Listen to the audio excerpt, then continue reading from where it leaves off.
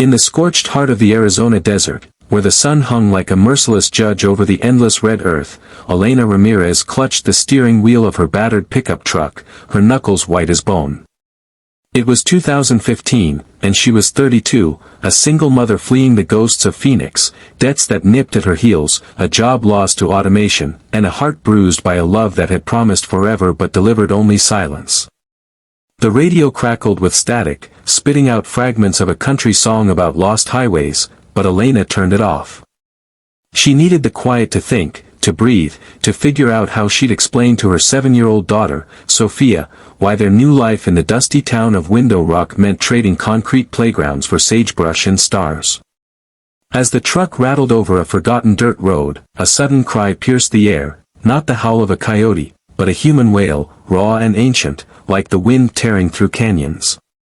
Elena slammed on the brakes, dust billowing like a shroud. There, on the roadside, half hidden by a cluster of mesquite trees, knelt a man. He was Apache, she could tell from the silver concho belt glinting at his waist and the deep lines etched into his copper skin by decades of sun and sorrow. His long gray hair fell unbound, and his hands clutched at the earth as if pleading with the ancestors buried beneath. Elena's first instinct was fear, stories of drifters and dangers whispered in every border town bar, but then she saw the blood. A gash on his forehead wept crimson, staining the sand, and his body shook with sobs that seemed to pull from the very roots of the land. She trembled, her own tears pricking at the corners of her eyes, unbidden. Who was this stranger, and why did his pain feel like a mirror to her own? Hesitating only a moment, she stepped out, her boots crunching on the gravel. "Señor. Are you hurt? Necesita ayuda?" Her voice was soft, laced with the Spanglish of her Mexican-American roots, a bridge between worlds she'd always felt caught between. The man lifted his head slowly, his dark eyes locking onto hers like polished obsidian. They were eyes that had seen buffalo herds thunder across plains now paved with interstates, eyes that mourned treaties broken like dry twigs. "Water," he rasped, the word a gasp. Elena fumbled in her truck, grabbing a half-empty bottle from the cooler, and knelt beside him, pressing it to his cracked lips. He drank greedily, then coughed, wiping his mouth with a trembling hand. "The horse, through me. Old Thunder. He's gone lame, miles back. Can't leave him." His voice carried the cadence of Navajo chants mixed with English, a rhythm that hummed with the desert's pulse. Elena's heart twisted. She knew that bond, the way a person could pour their soul into something that asked for nothing but loyalty. Her own father had been like that with his old Chevy, nursing it through breakdowns until it finally gave up the ghost, just like he did. As the sun dipped lower, painting the sky in strokes of ochre and violet, Elena helped him to his feet. He was lighter than he looked, frail under the weight of his woven jacket, and she wondered how long he'd been out here alone. "I'm Elena," she said, steadying him against the truck. "And you?"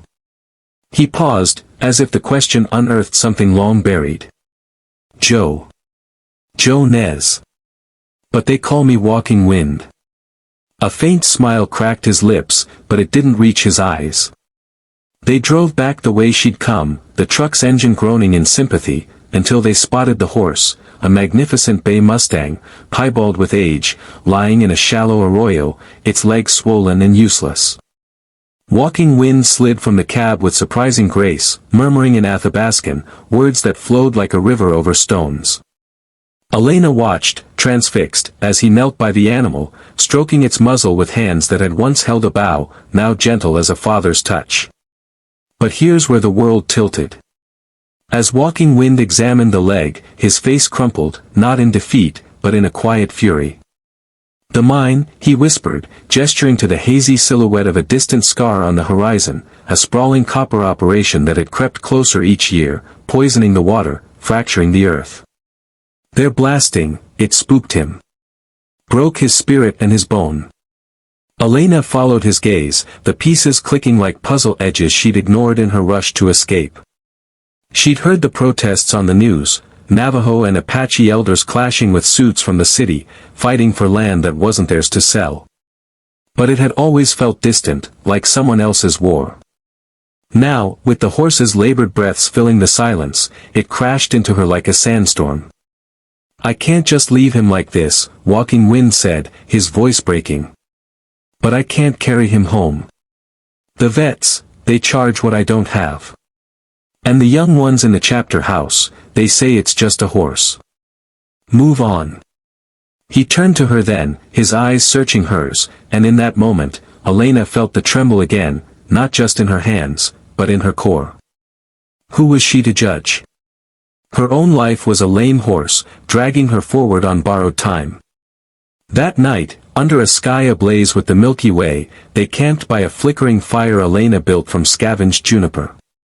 Sophia, wide-eyed and fearless, curled against her mother's side, toasting marshmallows on a stick while Walking Wind told stories, of his youth riding with the code talkers in the war, of returning to find his family's grazing land stripped bare by progress. "We Apaches, we don't own the land," he said, his voice a low rumble. "The land owns us. It cries when we hurt it, and we tremble because we hear." Elena listened, the flames dancing shadows across his face, and for the first time in years, she felt seen, not as a statistic in a foreclosure notice, but as a woman with stories etched in her scars. Sophia, with her child's unfiltered wisdom, reached out and placed a sticky hand on Walking Wind's knee. "Does it hurt, the crying?" she asked. He looked at her, then at Elena, and something shifted in the air, electric as a coming storm. Dawn broke with a mercy Elena hadn't expected, the light filtering through cottonwoods like forgiveness after a long confession. Walking Wind had barely slept, his vigil over thunder unbroken, and Elena found herself rising before Sophia, her mind a whirlwind of half-formed plans. She wasn't a vet, wasn't rich, wasn't even sure where the nearest clinic was on these twisting roads. But as she watched the old man whisper to the horse, promising it wouldn't end in agony, a fire kindled in her chest, not the desperate blaze of survival, but something purer, selfless, the kind of flame that humanity had been passing like a torch since the first stories around campfires. "We can try," she said, her voice steadier than she felt. "I have a friend in Gallup, Maria, she works at the animal shelter. She owes me a favor from back in school." It was a lie, or half a truth. Maria had drifted away years ago, but in that moment, Elena believed she could bridge the gap. The unexpected turn came as they loaded Thunder into the truck bed, fashioning a makeshift sling from blankets and rope. Walking Wind's strength surprised her, belying his age, and as they secured the horse, a low rumble echoed from the east, not thunder, but the staccato blast of dynamite from the mine.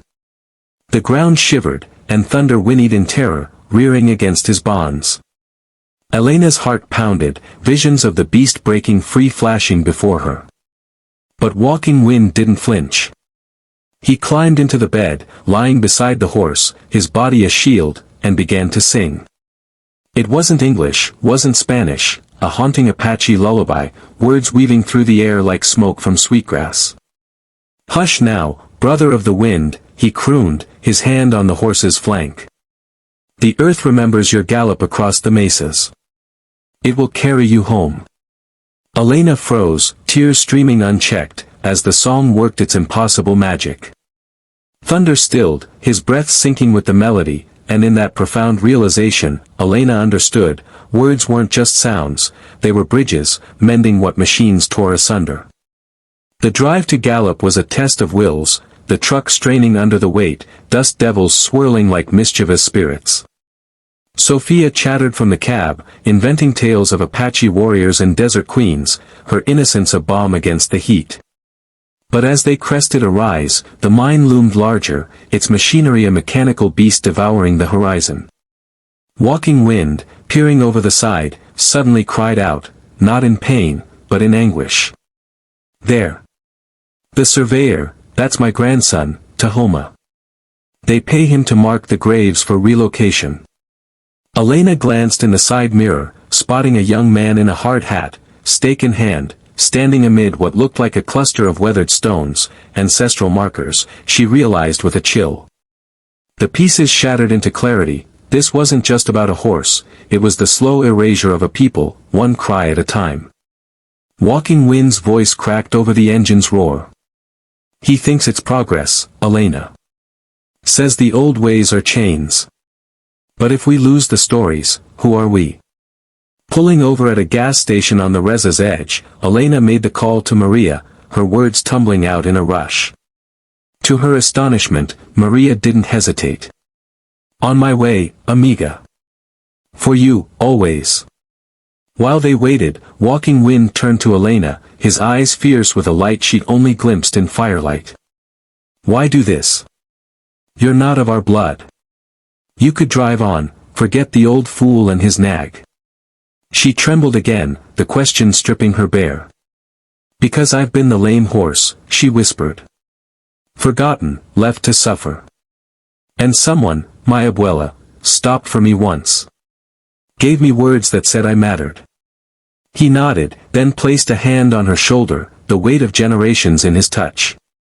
Then hear this, daughter of the south wind, you are the land's reply to its cry. In kindness, we reclaim what's stolen. The climax unfolded not in drama, but in quiet revolution. Maria arrived with a trailer and a vet buddy, a wiry Hopi woman named Lena who splinted Thunder's leg with expert care, declaring it salvageable with rest and time. But as they worked, Tahoma pulled up in his dusty Ford, face thunderous. Grandfather, what is this? You're blocking the crew.